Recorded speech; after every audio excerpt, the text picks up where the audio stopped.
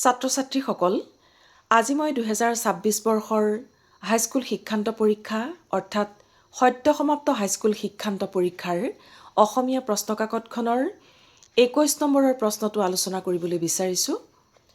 এনেধৰণৰ প্ৰশ্ন ইয়াৰ আগৰ বছৰো আহিছে। তলত দিয়া গদ্যাংশৰ মূল ভাৱ লিখা। মই গদ্যাংশ পঢ়ি দিছোঁ। সমাজৰ উন্নতি বিশেষকৈ নিৰ্ভৰ কৰে সাহিত্যৰ ওপৰত। এটা জাতিৰ সাহিত্য যিমান চহকী, সেই জাতিৰ উন্নতি সিমান বহল। এখন সমাজৰ সুখ দুখৰ ছবি ফুটি উঠে সাহিত্যত। সাহিত্যই বহুতো জাতিৰ বুৰঞ্জীত একোটা নতুন যুগ আনি দিয়ে।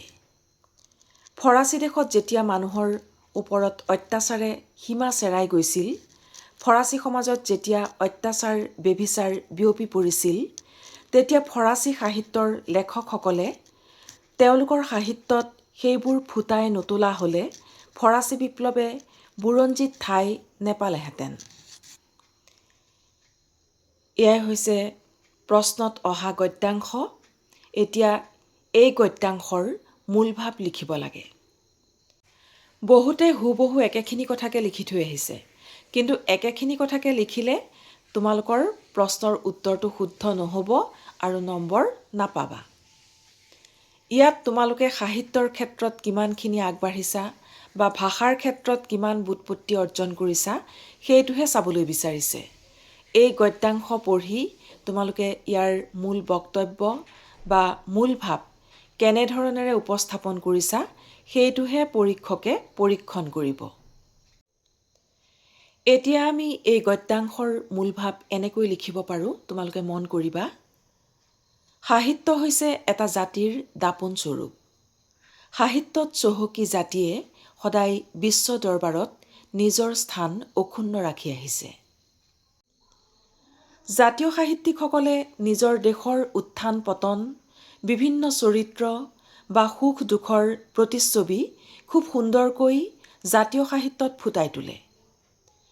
বহুতো দেশৰ জাতীয় সাহিত্য বা বহুতো জাতিৰ উল্লেখনীয় সাহিত্যই ইতিমধ্যে বুৰঞ্জীত স্থান দখল কৰিছে বা যুগান্তকাৰী নিদৰ্শন হিচাপে ঠাই পাইছে।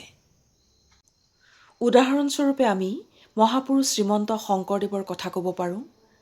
তেওঁ অসমত যি সাহিত্যৰ ভেটি সৃষ্টি কৰি থৈ গৈছে বা প্ৰতিষ্ঠা কৰি থৈ গৈছে, সি আজিও অজৰ অমৰ হৈ আছে আৰু যুগ যুগান্তৰলৈ অজৰ অমৰ হৈ থাকিব। তেওঁ অসমীয়া জাতিৰ যুগদ্ৰষ্টা আৰু তেওঁৰ সাহিত্যৰ জৰিয়তেই অসমীয়া জাতিয়ে আজি বিশ্ব দৰবাৰত স্থান লাভ কৰিছে। প্ৰতিটো যুগতেই পৃথিৱীৰ বৰেণ্য সাহিত্যিকসকলে সমাজৰ জ্বলন্ত সমস্যাসমূহেই হওক বা গৌৰৱোজ্জ্বল কাহিনীবোৰেই হওক খুব সুন্দৰকৈ সাহিত্যত ফুটাই তুলিছে আৰু সেইবোৰেই পাছলৈ বুৰঞ্জীত ঠাই অধিকাৰ কৰিবলৈ সক্ষম হৈছে। এই গদ্যাংশত ফৰাচী দেশৰ সাহিত্যৰ কথা উল্লেখ কৰা হৈছে। যিখিনি সময়ত ফৰাচী দেশত অত্যাচাৰ উৎপীড়নে চূড়ান্ত পৰ্যায় পাইছিলগৈ, সেইখিনি সময়তেই সেই দেশৰ সাহিত্যিকসকলে এই দুখ যন্ত্ৰণাবোৰ বা সমাজৰ সেই সময়ৰ প্ৰতিচ্ছবিখন সাহিত্যত খুব সুন্দৰকৈ ফুটাই তুলিছিল, যিসমূহ আজিও বুৰঞ্জীত জিলিকি আছে।